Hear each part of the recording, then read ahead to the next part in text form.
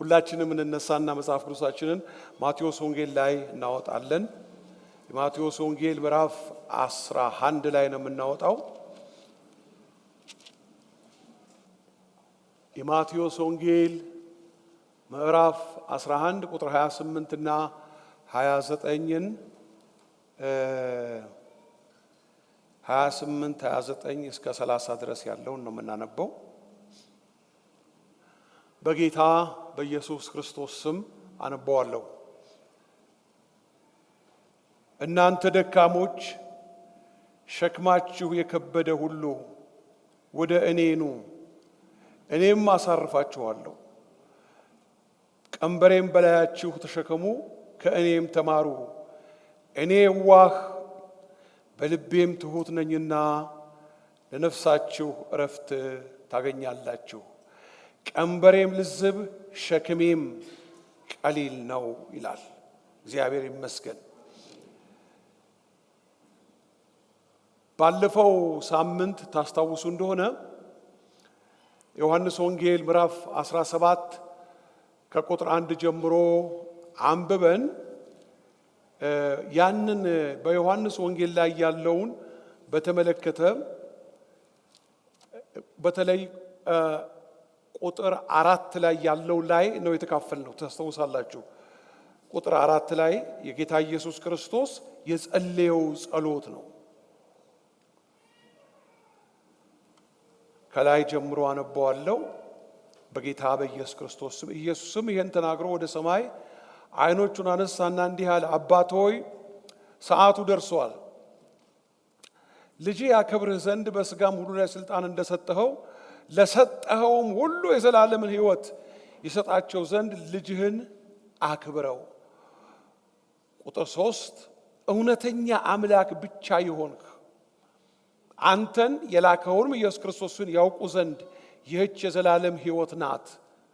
ቁጥር 4 እኔ ላደርገው የሰጠኸኝን ሥራ ፈጽሜ በምድር አከበርኩህ አለ ጌታ ኢየሱስ። እኔ ላደርገው የሰጠኸኝን ሥራ ፈጸምኩት እና አከበርኩህ። ለካ እግዚአብሔርን ማክበር እግዚአብሔር ያዘዘንን ነገር መፈጸም ነው እንጂ አከብርሃለሁ የሚሉ ቃላቶች ብዛት አይደለም። እግዚአብሔርን ማክበር ማለት ለካ ጌታ ኢየሱስ እንደሚለው የሰጠንን ሥራ መፈጸም፣ በታማኝነት ማገልገል ወይም ደግሞ እግዚአብሔርን መታዘዝ ማለት ነው። 3 ነገሮችን አየን። ኢየሱስ ክርስቶስ በምንድን ነው ኢየሱስ ክርስቶስ አባቱን በምድር የሰጠውን ሥራ ፈጽሞ ያገለገለው? ስራውን ፈጽሞ ያገለገለው ኢየሱስ በመጀመሪያ 3 ነገሮችን አየን። አንደኛ ምንድን ነው አለን? በመታዘዝ፣ ሁለተኛ በፍቅር፣ ሶስተኛ በታማኝነት ብለን ዛሬ ሳምንት አየን። ዛሬ ደግሞ ሁለቱን እናያለን። በምንድን ነው ኢየሱስ ክርስቶስ ለአባቱ በታማኝነት አገልግዬ ጨርሻለሁ፣ በዚህ ደግሞ አክብሬሃለሁ አለው አባቱ። እንግዲህ አሁንስ 3ቱን ነግሬያችኋለሁ። 2ቱ ደግሞ በታማኝነት መጨረሻ ላይ 3ኛው በታማኝነት ነው። 4ኛው በትህትና ነው ያገለገለው ጌታ ኢየሱስ ክርስቶስ። 5ኛው ደግሞ እናየዋለን በእውነት ነው ያገለገለው። ባለፈው ሳምንት 3ቱን አይተናል። ዛሬ 2ቱን እናያለን እግዚአብሔር ከፈቀደ። ከዛ በኋላ እግዚአብሔር አምላካችን እንደሚረዳን ደግሞ በረከቱን የሚሰጠን እንካፈላለን። ቁጭ በሉ ወገኖቼ ሆይ።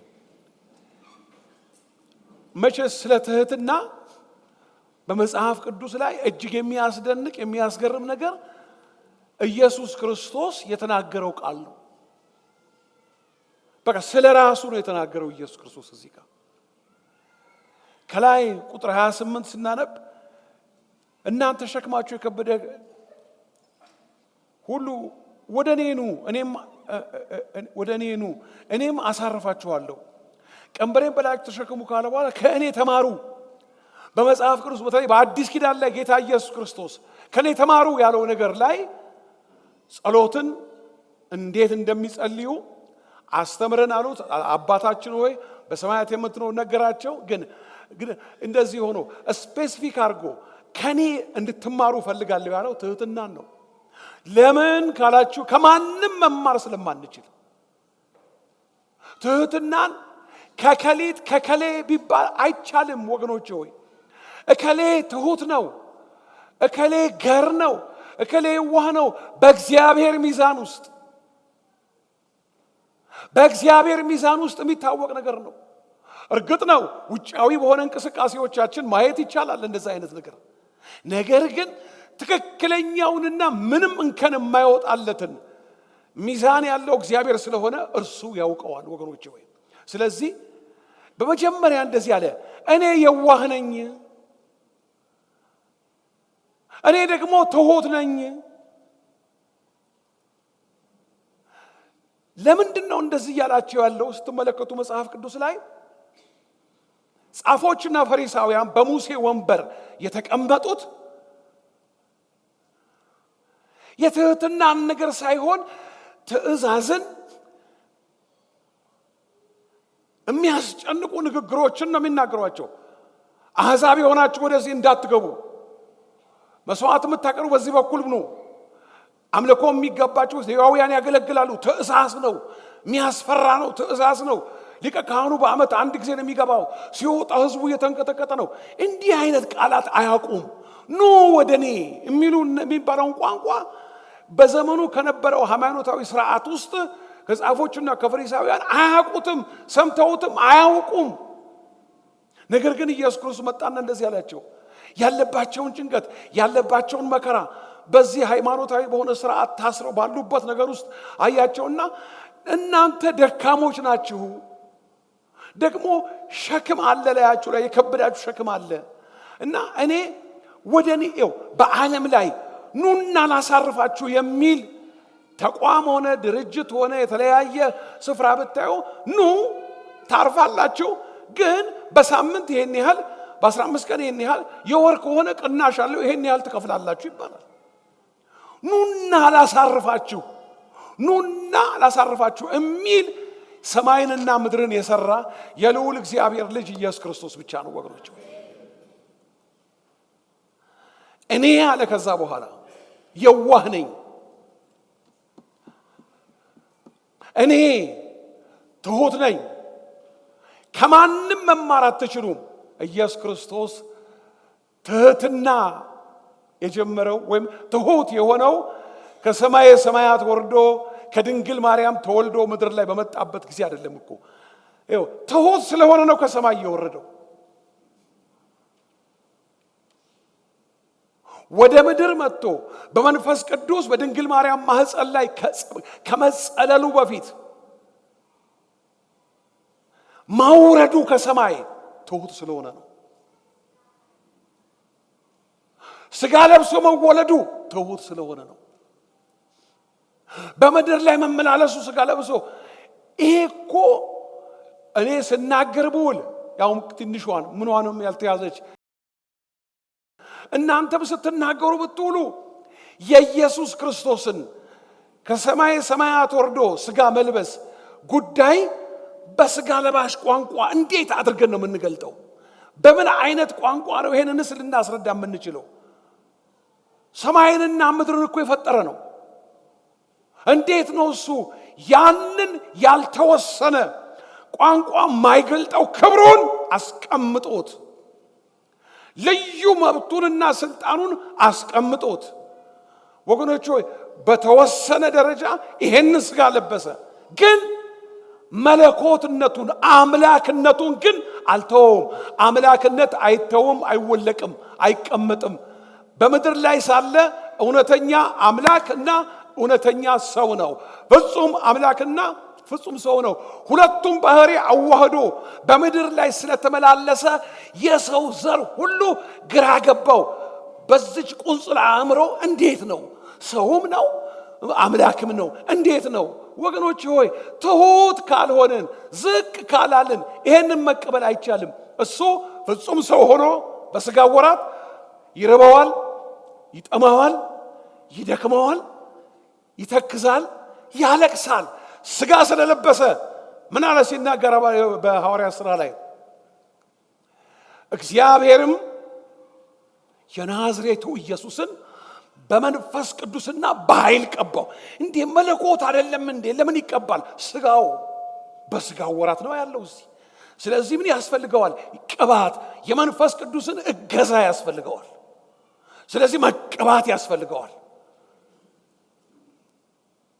በዮርዳኖስ ተጠምቆ ከዮሐንስ ሲወጣ ሰማይ ተከፈተ፣ መንፈስ ቅዱስ በአካል መልክ እንደ እርግብ አምሳል በላዩ ላይ ወረደ። ለምን? የመጣበትን የአባቱን ተልእኮና ፈቃድ ለመፈጸም የሚያስችለውን ኃይል ያስፈልገው ነበር። ለምን? ፍጹም ሰው ነበረ፣ ደግሞስ ፍጹም አምላክ ነው። ወገኖቼ ሆይ ይሄ ጌታ አንድ ነገር አለ፣ ከማንም አትማሩትም። እኔ ስጋ ስለብስ ትሑት ሆኜ ነው የለበስኩት። አያችሁ፣ ብዙ ጊዜ በትህትና መመላለስ ስትጀምሩ በአገልግሎት ውስጥ በጣም ፔንፉል የሆነ የሚያም ነገር ያጋጥማቸዋል። ትንሹም ትልቁም፣ የገባውም ያልገባውም፣ የሚያውቃችሁም የማያውቃችሁም ከፍ ዝቅ ሊያደርጋችሁ ይችላል። በዛን ጊዜ እና ይሄ አሮጌው ሰዋችን ይሄ እኛነታችን እንዴ አልበዛም እንዴ ማለት ይጀምራል። ለምን? አንችልም ትሁት መሆን። እርሱ በእግዚአብሔር መልክ ሲኖር ሳለ ማለት እርሱ እግዚአብሔር ወልድ ሆኖ ሳለ ከእግዚአብሔር ጋር መተካከል እኔም አምላክ እግዚአብሔር ነኝ ብሎ አምላክነቱን መያዝ እንደሚገባ አልቆጠረውም። ነገር ግን ከሰማየ ሰማያት ወርዶ ይሄ ስጋ ለበሰ፣ በምስሉ እንደ ሰው ተገኘ። በምስሉ እንደ ሰው ተገኘ፣ ራሱን ባዶ አደረገ፣ ለሞትም ይኸውም የመስቀል ሞት እንኳን የታዘዘ ሆነ። ምንድነው? ትሁት ነው።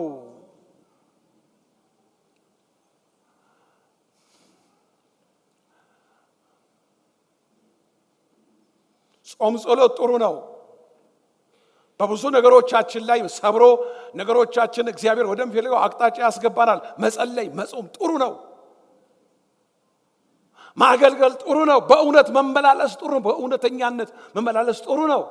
ነገር ግን አንዳንድ ነገሮች አስገራሚ ነገር አለ ወገኖቼ ሆይ። እናንተ ተከራክራችሁ ተጨቃጭቃችሁ በእውነትም እውነት ባልሆነም የንግግር ቃላት ክምር ዘዴ ሰዎችን አሳምናችሁ ነገራችሁን ወደ ስኬት ማምጣት ችላችሁ ሊሆን ይችላል። ትሑታን ግን አቅማቸው አንድ ነው። ዝም ብለው አምላካቸውን መጠበቅ ብቻ ነው። አምላካቸው ደግሞ የትሑታን ዳኛ እና ደግሞ አፍ ነው። ምክንያቱም ወገኖቼ ሆይ አንድ ሰው አየው ሰሞኑን በመጽሐፍ ቅዱስ ላይ በቃ ፈራ እና ሲያያቸው ሰዎቹ ክፉዎች ናቸው። ሚስቱ በጣም ቆንጆ ነች። ፈራና እቺ ሚስቴ እንደሆነች ካወቁ ሊገሉኝ ነው። ስለዚህ እህቴ ነኝ እችላለሁ፣ አንቺም እንደሱ በይ እሺ አላት። እሺ አለችው። በኋላ እዛ ከተማው ሲኖሩ አንድ ቀን ከሷ ጋር ሲጫወት ሲተቃቀፍ ምናምን የአገሩ ንጉሥ አቢሜሌክ አየውና እንዴ አስጠራውና አንተ ሚስት አይደለችም እንዴ? አይቻችኋለሁ እንዴ ለምንድን ነው እህቴ ነች ያልከው? አንዱ ብድግ ብሎ አንድ ነገር ቢያረጋት እኛ ላይ መዓት ልታመጣብን ነው። ፈራዋችኋ፣ ሳያችሁ ፈርቻችሁ ነዋ። በቃ እሺ በሰላም ዞር በልልን። በቃ ከዚህ አካባቢ ትንሽ ቆየና ሄደ። ከዛ በኋላ ውሃ የለውም። ውሃ ፈለገና ውሃ ያለበትን ቦታ ማስ ሲያደርግ እግዚአብሔር አብሮት ያለ ሰው ሳይደክም ብዙ ላይ ታች ሳይል ነው ነገሮች የሚከናወኑት። ተከናወነለትና ውሃው ሲወጣ መጡ የጌራራ ሰዎች መጡ፣ እረኞቻቸው መጡ። ዞር በሉ፣ ምን ነው የኛ ነው ይሄ ውሃ እንዴ? በቃ የይስሐቅ እረኞችና የይስሐቅ ሰራተኞች አረ ሊወስዱብን ነው፣ ውሃውን ሊደፍኑብን ነው። ተዋቸው ወገኖቼ ሆይ። ትሁት ሰው ፈቀቅ ነው የሚለው። ፈቀቅ ይላል ማለት ማድረግ የሚገባውን ነገር ሁሉ በግዴለሽነት ይተዋል ማለት አይደለም። እዚህ ጋር እንድታስተውሉ እፈልጋለሁ። ትህትና ነገሮችን ለእግዚአብሔር መተው ነው እንጂ ወገኖቼ ሆይ በአላዋቂነት ወይም በተታለለ ማንነት በነገሮች የመከራ አረንቋ ውስጥ መግባት ማለት አይደለም። ግን አብሮት ያለውን ያውቃል።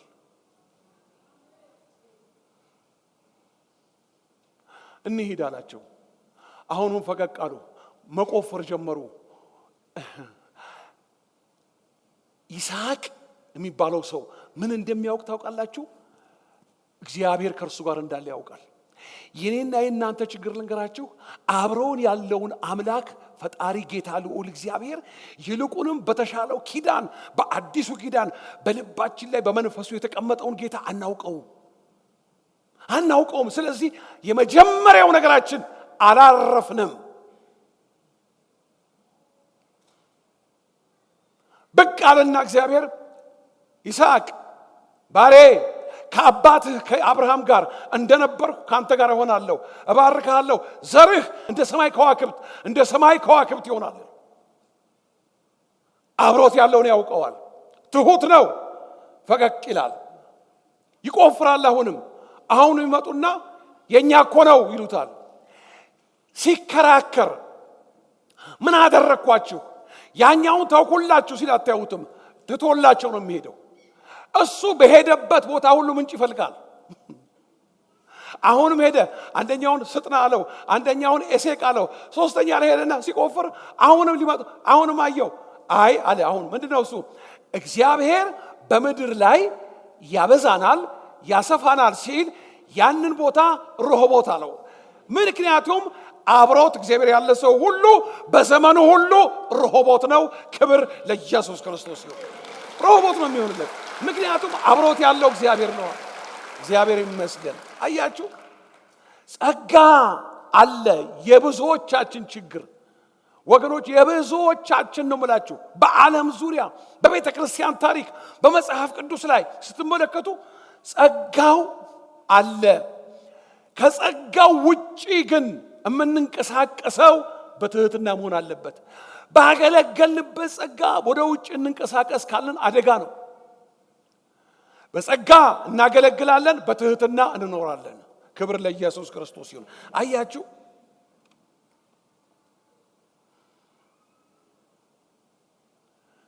ሙሴ የሚባል ሰው እናቱ በፈርዖን ቤተ መንግስት ውስጥ ሆና የሚገርም የእግዚአብሔር አሰራር። ሞግዚት ትፈልጋለሁ ስትል ዳምጣልሽ ስትል እናትየዋም ሞግዚት ሆና ገባች። ይሄ የእግዚአብሔር ጥበብ ነው። ስሙ ለዛ እኔ ይገርመኛል። ገብታ ከግድያ ተረፈ። ንግስቲቱ አነሳች፣ ወሰደችው። ሞግዚት ስትል እናቷን አመጣና በእናቱ ጡት በፈርዖን ቤተ መንግስት ማሳደግ የሚችል እግዚአብሔር የተመሰገነ ይሁን። ይኸው የሞት አዋጅ ከወጣበት ቤተ መንግስት ውስጥ የሚፈልገውን ባሪያውን እዛ ቦታ ላይ ይሄ እግዚአብሔር ኃይለኛ ነው ወገኖች ሆይ። የሞት አዋጅ የወጣበት ቤተ መንግስት ውስጥ ሞትንና የእስራኤላውያንን መከራ የሚገለብጠውን ልጁን እዛ ውስጣቸው እንደውም የቤተ መንግስቱ ምግብ እያበላ እዛ ውስጥ አሳደገው። እናትየው ስታሳድገው ግን አንድ ነገር ትነግረዋለች። ይሄ አገር ያንተ አገር አይደለም። እነኚህ የሚሰቃዩት የምታያቸው ያንተ ወንድሞችና እህቶች ናቸው። እኛ አገራችን በእስራኤል ነው። አሁን እዚህ ያለነው ከገባንበት ጊዜ በኋላ ያን ያስገባንን ሰው የማያውቁ ፈርዖኖች ተነሱና አሁን ስቃይ ውስጥ አለን። አንተ ግን እወቅ፣ ይሄንን ዘርህ ነው ጡብ የሚሰራው የሚሰቃየው፣ ሊተኛ ሲል የሚከለከለው፣ ለሄድ ሲል እምቢ የሚባለው፣ በባርነት ያለው ያንተ ዘር ነው እያለች በደንብ ባርጋ አሰልጥነዋለች። ብቅ ብሎ ሲመለከት ሙሴ አንድ ግብፃዊ እስራኤላዊው ሲመታ አየ። ወንድሜን ነው እየመታ ያለው አለውና መታው። ሙሴ ሰውየው ሞተ። አሸዋ ውስጥ ቀበረውና ሌላ ጊዜ ደግሞ እዛ አካባቢ ሲመጣ ሁለት እስራኤላውያን ይደባደባሉ። አያቸውና እናንተ ወንድማማች አይደላችሁም እንዴ? ለምን ጣላችሁ ሲለው ትናንትና ግብፃዊ እንደገደልከው ልትገለኝ ፈለክ ሲለው ደነገጠ። አሁን ማውጫ መንገድ እግዚአብሔር አለው አይደል? አወጣው። ከዛ አወጣውና ብዙ ታሪኩን ታውቃላችሁ፣ እዛ ውስጥ አልገባም። እግዚአብሔር በጡንቻ ሳይሆን አብሮ የሚሰራው በትህትና እንደሆነ 40 ዓመት ካሰለጠኑ በኋላ እግዚአብሔር ወደ ስራ ሲያመጣው ከ40 ዓመት በኋላ የሰራዊት ጌታ ቅዱስ እግዚአብሔር ስለ ሙሴ እንዲህ ብሎ መሰከረ። ወገኖቼ ሆይ እንዲህ አለው፣ በምድር ላይ ይላል ዘኍልቍ ጻፉት ማስታወሻ የምትይዙ ዘኍልቍ ምዕራፍ 12 ቁጥር 3 ላይ እንደዚህ ይላል በምድር ላይ ካለው ሰው ሁሉ ይልቅ እንደ ባሪያዬ እንደ ሙሴ ትሁት ሰው የለም። ትሁት ብቻ አይደለም ይለው ታነቡታላችሁ እጅግ ትሁት ሰው ይለዋል። ቆይ በዛን ጊዜ እግዚአብሔር ይሄን የተናገረበትን ምክንያት ስታዩት ከላይ ስታነቡት ማርያምና አሮን መጡና እግዚአብሔር በእኛ ይናገር የለም እንዴ በአንተ ብቻ ነው እንደሚናገረው ሲሉ ሙሴ እኮ አይሰማም የትሁቱ አምላክ ይሰማል። ሰማና መጣና ኑ ወደዚህ ወደ መገናኛው ድንኳን አላቸው። ሲመጡ በመካከላችሁ ነብይ አለ? አዎ እኔ እግዚአብሔር በህልም ወይም በራእይ ይናገረዋል። ከባሪያዬ ከሙሴ ጋር ግን እንዲህ አይደለም። ሰው ከባልንጀራው ጋር እንደሚያወራ አፍ ለአፍ አወራዋለሁ። እንደ ባሪያዬ እንደ ሙሴ በምድር ላይ እጅግ ትሁት ሰው የለም። ለምን? ትህትናን ሊያስተምረው 40 ዓመት አመጣው። አንዳንዶቻችን ዘመናችን ያልቃል ትህትና ሊያስተምረን እየፈለገ። ወገኖቼ ሆይ ምንድነው እሱ ሚስጥሩ ብትሉ ወደዚህ ወደ ትሁት መንፈሱ ወደ ተሰበረ ደሞስ በቃሌ ወደሚንቀጠቀጥ ሰው መለከታለሁ። እግዚአብሔር ለካ ትሁት እንድንሆን የሚፈልገው ሊናገረን ወለል ያለውን ያልተቀላቀለ ያልተበረዘ ድምፅ ከሰማይ መጥቶ የእግዚአብሔርን ሐሳብ ማወቅ እንድንችል። ዘመኑ አየሩ የተበከለ ነው። የእግዚአብሔር ድምፅ የመሰላቸው ሰዎች በብዙ መከራ ውስጥ ገብተዋል። ወገኖቼ እግዚአብሔር ሲናገር ለልባችን ይናገራል። ወለል ያለ የማያወላደ ወይ ግራ ቀኝ የእግዚአብሔር ነው የእግዚአብሔር አይደለም ግራ ማያጋባ እግዚአብሔር እኮ እግዚአብሔር ነው። ድምፁ እኮ ግራ አያጋባም። ብዙ ሰዎች እንዲህ አይነት ነገር ሰማው ምን አትፈራው። በመጀመሪያ አስተውሉ። እግዚአብሔር ተናግሯችሁ ከሆነ አያስጨንቅም።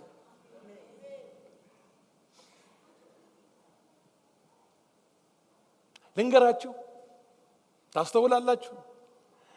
ከባድ ነገር እንኳን ቢሆን እግዚአብሔር ከሆነ ከ3 ቀን በኋላ እወስድሻለሁና ልብስሽንም ዕቃሽንም የባንክ አካውንትሽንም አዘጋጅ ቢልሽ ተናጋሪው እግዚአብሔር ከሆነ ልብሽ በደስታ ነው የሚዘለው። ምክንያቱ ምንድነው ካልሽ እግዚአብሔር የሚናገረው ነገር አይረብሽም። የሚረብሻችሁ ረባሹ ዲያብሎስ እና መላእክተኞቹ ናቸው።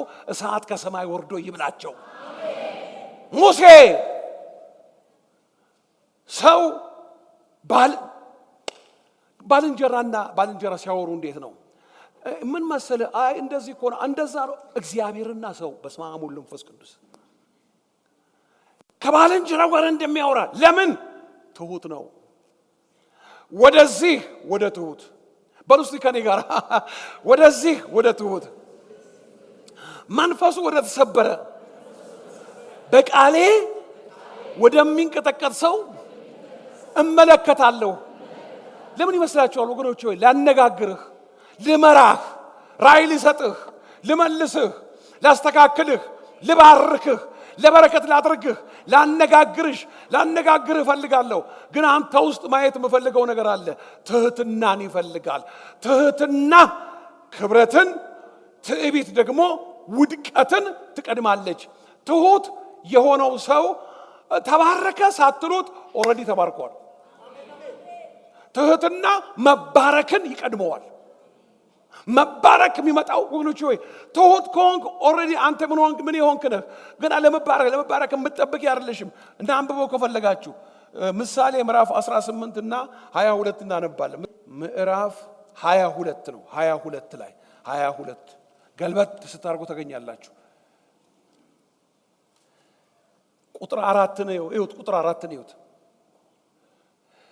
ትህትናና እግዚአብሔርን መፍራት ባለጠግነት 1፣ ክብር 2፣ ሕይወትም 3። አቤት አቤት አቤት! ትህትናና ትሁታን ፈሪሃ እግዚአብሔር አላቸው። የታወቀ ነገር ነው ወገኖቹ። ፈሪሃ እግዚአብሔር አላቸው። ትህትናና እግዚአብሔርን መፍራት። እግዚአብሔር እንግዲያውስ ወደኛ የሚመለከት ከሆነ ጌታ ኢየሱስ ክርስቶስ ከማንም አትማሪው ከማንም ብዙዎቻችን እኮ የሚያቅተን ወገኖቼ ሆይ በትህትና እንሄድና አንዳንድ የሚቀጠቅጠን ነገር ይበዛል። የሚያስጨንቁን ሰዎች ይበዛሉ። እንደ ሞኝ የሚቆጥሩን ሰዎች ይበዛሉ። እንደ አላዋቂ የሚቆጥሩን ሰዎች ይበዛሉ። እስቲ አስተውሉ ወገኖቼ ሆይ ፒኤችዲውን ሰርቶ በእጁ የያዘውን ሰውዬ 8ኛ ክፍል ያልደረሰ ሰው እንደሱ አይደለም። በመጀመሪያ ይሄን ነገር ስትሰራው ሂሳቡን እንዲህ ነው መሆን ያለበት ሲለው ባለ ፒኤችዲው ሰውዬ ዛሬ ይታገሳል፣ ነገ ይታገሳል። ትንሽ ቆይቶ እኮ ሰውየውን እኔ እኮ አሁን አንተ የምትለኝን ትምህርት የጨረስኩት የዛሬ 40 ዓመት ነው። ከዛ እኮ ሃይ ስኩል ገባው። ከዛ እኮ ደግሞ እንደገና ባችለሬን ወሰድኩ። ከዛ ደግሞ ማስተርሴን ሰራው። ከዛ በኋላ ደግሞ እኮ አሁን እኮ እኔ ፒኤችዲ አለኝ ብሎ አይልም። እንደዚህ ነው የሚለው። ትሁት ከሆነ እሺ እንሞክር እንደዚህና ያማል። ለምንድን ነው እሱ በምድር ላይ በስጋ ወራት ኢየሱስ ክርስቶስን አምላክ ነው ማለት ያቃታቸው? ትህትና ወረዳ። እንዴት አድርገው ሲያዩት ሸበጥ ያረገ የአይሁድ ልብስ የለበሰ አንድ ጎልማሳ ሰው የሰማይና የምድር ጌታ ምን አለ? ጴጥሮስ ሲመጣለት መገለጡ አንተ ክርስቶስ የሕያው እግዚአብሔር ልጅ ነህ። ደነቅ ኢየሱስ ክርስቶስ እኮ በጣም ተገረመ። የዮና ልጅ ስምዖን ሆይ ስጋና ደም ይሄን አልገለጠልህም። በቃ ብፁዕ ነህ። ይሄ ሚስጥር እኮ ነው። ሰው እኮ አምላክ ነው ማለት እኮ ለዚህ ነው። እንዴት አድርጎ አምላክ ነው ይበል? ወገኖቼ ሆይ እየቻልሽ እንደማትቺ እያወክ እንደማታውቅ ኖሮህ እንደሌለ ሆነህ መመላለስ አንድ ሰሞን፣ አንድ ወራት፣ አንድ ዓመታት አንድ ቦታ ላይ ያቅታል። ነገር ግን የኛ ጌታ እስከ መስቀል ሞት አላቃተውም። በመስቀል ላይ እንኳን ሆኖ የሚያደርጉትን አያውቁምና ይቅር በላቸው እንጂ አላወቃችሁ ሰማይና ምድርን እኮ የፈጠርኩት እኔ ነኝ አላለም። ሲሰድቡት አልተሳደበም። መከራን ሲቀበል አልዛተም። በጽድቅ ለሚፈርደው ራሱን አሳልፎ እየሰጠ የኔ ጌታ በትህትና ጨረሰ። አሁን ግን በስጋ ለባሽ ቋንቋ በማይገለጥ ክብር ውስጥ አለ። እኛም ከምድር እናከብረዋለን። ስሙ ለዘላለም የተባረከና የተመሰገነ ይሁን።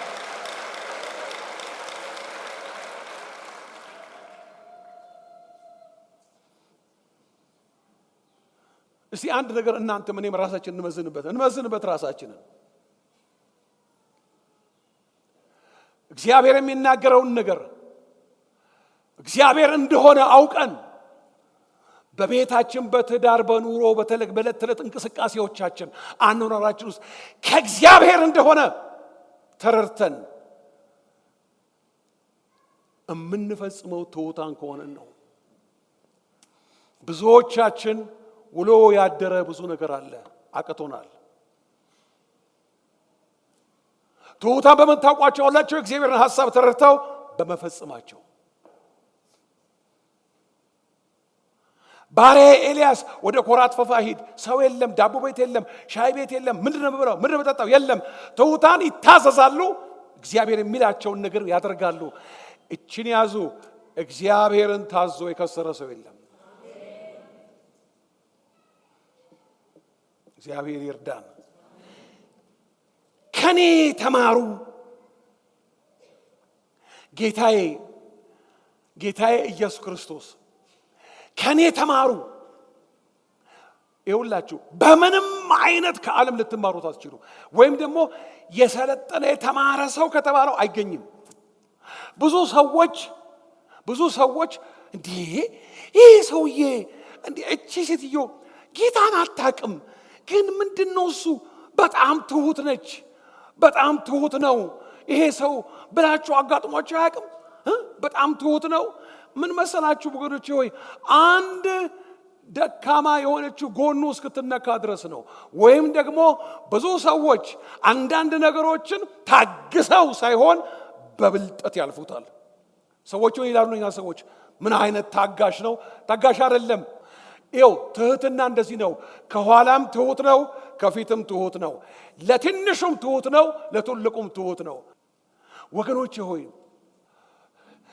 ትህትና ሰማይ ውስጥ እንደዛ የከበረ ሽልማት የሚያስገኝ በምድር ልንመላለስበት ያለ ሕይወት የለም።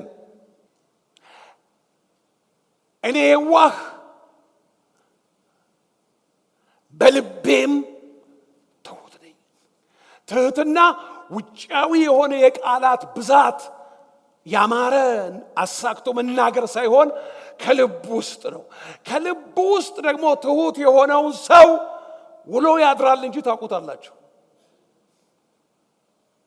ዓለም ብልጠት ታስተምረናለች።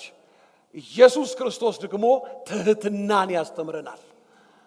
ወገኖቼ ሆይ በጣም በጣም በጣም የሚገርመኝ ማደጋችን በነገር ሁሉ ሲገለጥ ይሄ ወንድም አድጓል በሕይወቱ፣ እቺ እህት ግን መንፈሳዊ ነገሯ በስሏል አድጋለች ማለት ነው ተብሎ ከግራ ከቀኝ ምስክርነት የሚመጣው የትህትና ደረጃችን ነው። ወገኖቼ ሆይ ሰው አደገ ማለት ትሁት ሆነ ማለት ነው፣ ሌላ ነገር አይደለም። ሙሴ 40 ዓመት አይደለም ለማደግ የቆየው፣ 40 ዓመት አደገ፣ 40 ዓመት በሰለ። 40 ዓመት በመንፈሳዊ ሕይወቱ ሙሴ ሲበስል የደረሰው ወደ ትህትና ነው።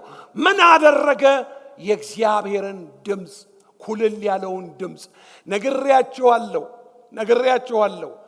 በዚህ ዘመን ላይ በየጓዳው በየአደባባዩ እግዚአብሔር እንዲህ አለ። ወገኖቼ ሆይ ስንቱ እንደሆነ እግዚአብሔር ያለው እግዚአብሔር ያውቃል።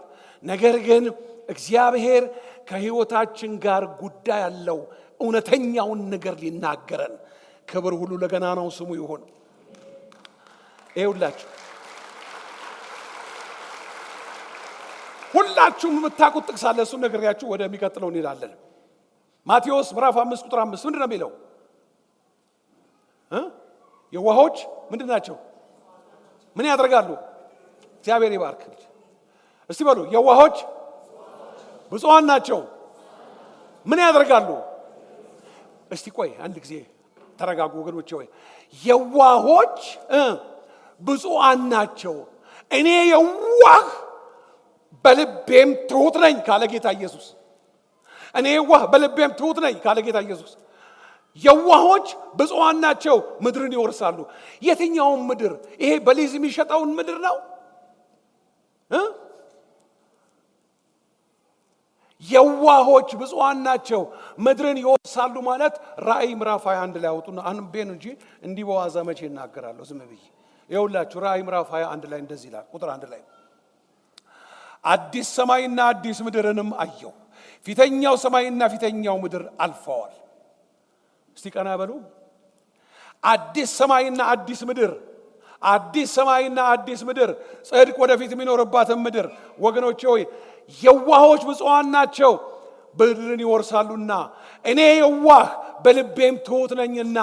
ወገኖቼ ሆይ በጣም ያለ ብልጠት የማይታለፍበት ዘመን አይደለም ወይ? ያለ ብልጠት ዋለ የምናምን ካልተሸጎጠ የማይታለፍበት አይደለም። ትህትናን የሚያስጥል ዘመን አይደለም። እስቲ ግድ የላችሁም ከኔ ተማሩ ካለ ከሱ ከሆነ የምማረው እስቲ በትህትና መሄድን ከተማርኩኝ ወገኖቼ ሆይ እግዚአብሔር የሚያቅተውን ነገር ታየዋለህ ወንድሜ። ክብር ለኢየሱስ ክርስቶስ ይሁን። ሁለተኛ አምስተኛ ማለት ነው። አራተኛ ነው ዛሬ ያየነው። ሳምንት ሶስቱን አይተናል። ዛሬ አራተኛ በትህትና አገለገለ ጌታ ኢየሱስ። አምስተኛ ጌታ ኢየሱስ ያገለገለው በእውነት ነው። እስቲ በእውነት ያገለገለበትን እንደዚህ እናነባለን ወገኖቼ ሆይ። አንደኛ ዮሐንስ ምዕራፍ 5 ቁጥር 20 ላይ የሚገርም ቃል ነው እዛ ጋር ያለው። በጣም ይገርማችኋል። ቁጥር 20 እዩ። 3 ጊዜ ኢየሱስ ክርስቶስን ይጠቅሰዋል። አንድ ቁጥር ውስጥ እኮ ነው። ከትላንትና ወዲያ ነው እንደዚህ ያየሁት ይህን ነገር። የእግዚአብሔር ልጅ እንደመጣ እውነተኛም የሆነውን እናውቅ ዘንድ እውነተኛም የሆነውን እናውቅ ዘንድ ልቦናን እንደሰጠን እናውቃለን። እውነተኛም በሆነው 2 በእርሱ አለን፣ እርሱም ልጁ ኢየሱስ ክርስቶስ ነው። እርሱ እውነተኛ አምላክ 3 የዘላለም ሕይወት ነው። ልጆቼ ሆይ ከጣዖት ራሳችሁን ጠብቁ። 3 ጊዜ እውነተኛ የምናመልከው አምላክ እውነት ነው፣ ሕይወት ነው፣ መንገድ ነው። የምናመልከው አምላክ እርሱ ራሱ እውነተኛ ብቻ አይደለም፣ ራሱ እውነት ነው። እውነት ለሆነው ጌታ ክብር እንስጠው ወገኖቼ ሆይ።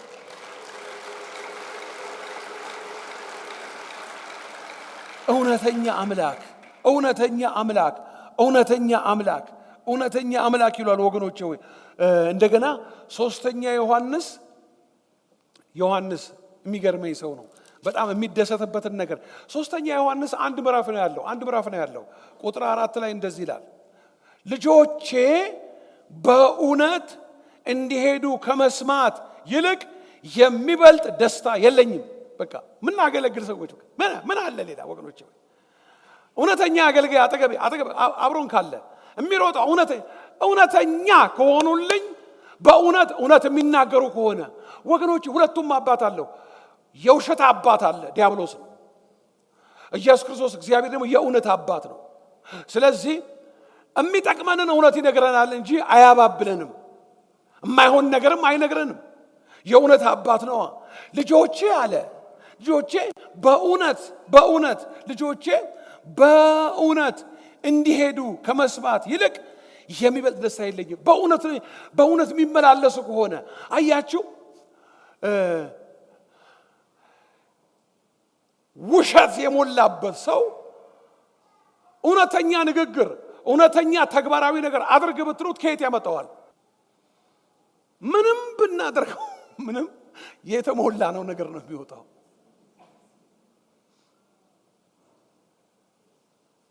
ካልዋሹ መዋል ማድረግ የማይችሉ ሰዎች አሉ። ሁለት ሰዎች መጡ።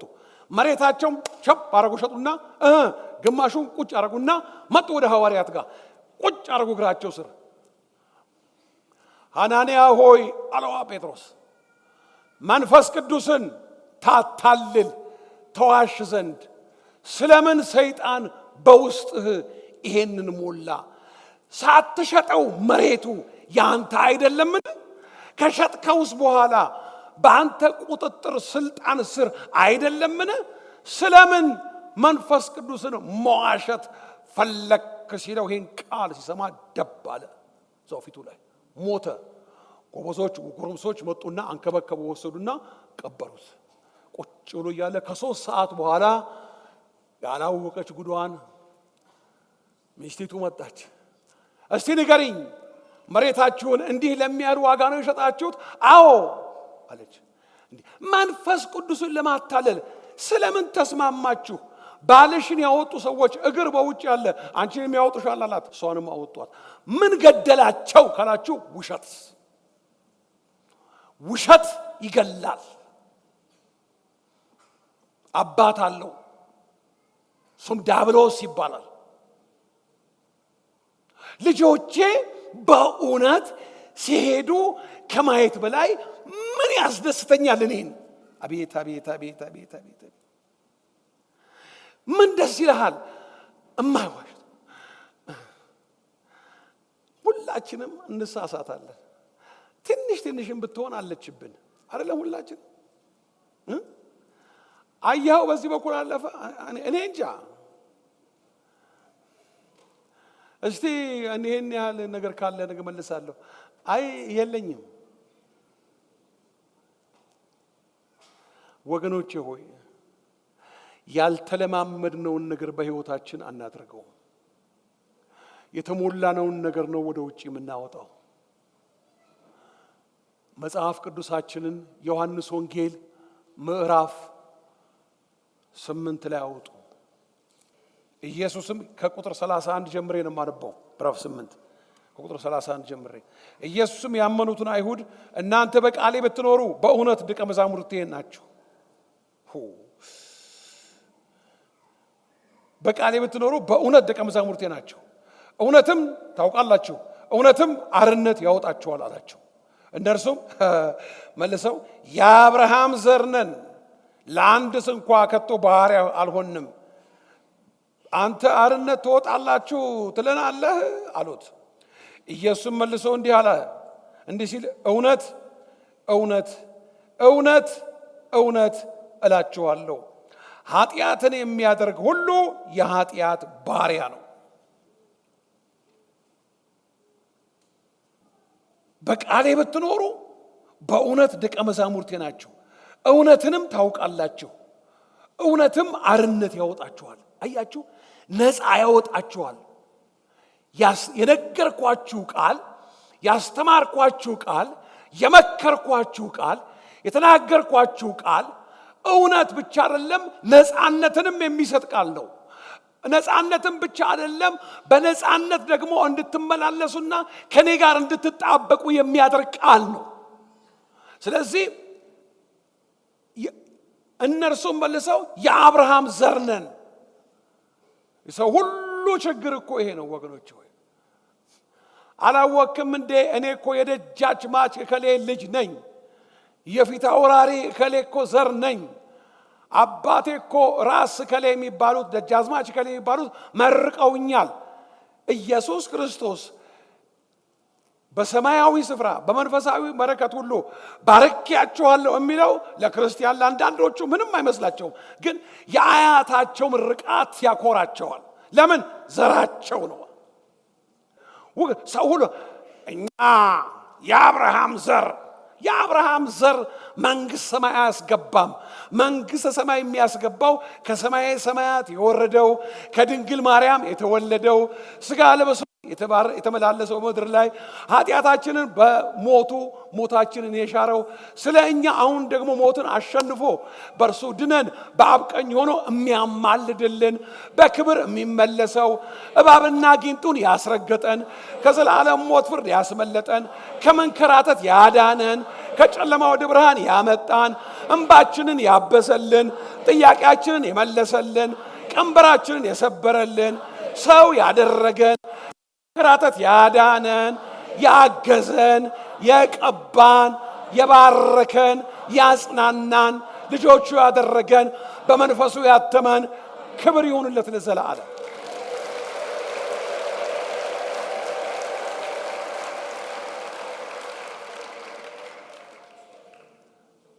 መንፈስ ቅዱስ እንዲሰራባችሁ የምትፈልጉ እኔ እንፈልጋለሁ። ይኸው ጌታ ኢየሱስ እኔ እንፈልጋለሁ፣ ሁላችንም እንፈልጋለን። እግዚአብሔር ይባርካችሁ። መንፈስ ቅዱስ የሚሰራው በእውነተኛ ልጆች ውስጥ ነው። ታውቃላችሁ፣ ከውሸት ጋር የለም፣ ከማስመሰል ጋር የለም፣ ከእኔነት ጋር የለም። ወገኖች ሆይ የእውነት ስንሆን እኮ ለራሳችንም ይታወቀናል። ምን አለ ጌታ ኢየሱስ አንድ ጊዜ? ወገኖች ሆይ ክርስቶስ ሲመጣ እርሱ ይነግረናል። እናንተ አለች እናንተ ምን እናንተ ስግደት የሚገባው በኢየሩሳሌም ነው ትላላችሁ፣ እኛ ደግሞ በዚህ ተራራ ላይ ነው እንላለን። ኢየሱስ ክርስቶስ በዚህ ተራራ ወይም በኢየሩሳሌም ለአብ የማትሰግዱበት ዘመን ይመጣል አላት ሳምራዊቱን። አብ በእውነትና በመንፈስ የሚያመልኩትን ይፈልጋል ያገኛል። ደግሞ አሁንም ሆኗል። ያቺ የሰማርያ ሴት ውሃ ልትቀዳ የመጣችው ይሄንን ምስጢር ገለጠላት። አብ በእውነትና በመንፈስ ለካ አምልኮ ጥሩ ነው እልልታ፣ እውነት ከሌለበት ግን አይቀበለውም። የሚመለከው በእውነት ነው፣ የሚሰገርለት በእውነት ነው፣ የሚከበረው በእውነት ነው። እውነተኛ አማኝ በእውነት የሚያመልክ ሰይጣንን አይፈራም። እኔ በእውነት ከአምላኬ ጋር ካለው አምላኬን የእውነት የምከተል ከሆነ የእውነት ተከታይ የእውነት የክርስቶስ ተከታይ ከሆንኩኝ ለምንድን ነው መፈራው? ውሸታም ነው፣ ውሸታሙን አልፈራውም። የእውነት አባት አለ የምከተለው፣ እሱ ከኔ ጋር እስካለ ድረስ ደግሞ እኔ አሁንስ ምን ይሻለኛል? እዚህ ሰፈር መኖር አልቻልኩም፣ ሸጬው ልውጣ ይሄንን ቤት ወይ ላከራየው። እዚህ ጋር አንድ ሟርተኛ አለች፣ ሟርተኛዋ ትውጣ እንጂ አንቺ ምን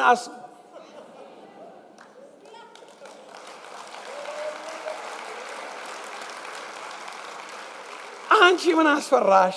እግዚአብሔር አምላክ የተባረከ ይሁን። የሁላችሁችን ተናግሬ ጨርሳለሁ። ለራሳችን እውነተኛ ከሆንን ለእግዚአብሔር ለራሳችን ሰው ሲዋሽ መጀመሪያ ለራሱ ነው የሚዋሸው። ታውቃላችሁ፣ ራሱን ነው የሚያሰምነው። ለእግዚአብሔር መሆን አይቻልም። ከዛ በኋላ ቀኝ እጃችሁን እንደዚህ አንሱ እስቲ። የእውነትን አምላክ ጮክ ብላችሁ የእውነትን አምላክ፣ የእውነትን ጌታ፣ የእውነትን ንጉሥ በእውነት እከተለዋለሁ። ኢየሱስ ሕይወት ነው፣ እውነት ነው፣ መንገድ ነው። በእውነት እከተለዋለሁ፣ በእውነት አመልከዋለሁ፣ በእውነት አገለግለዋለሁ። አሜን። እንጸልያለን። እግዚአብሔር ይባርካችሁ።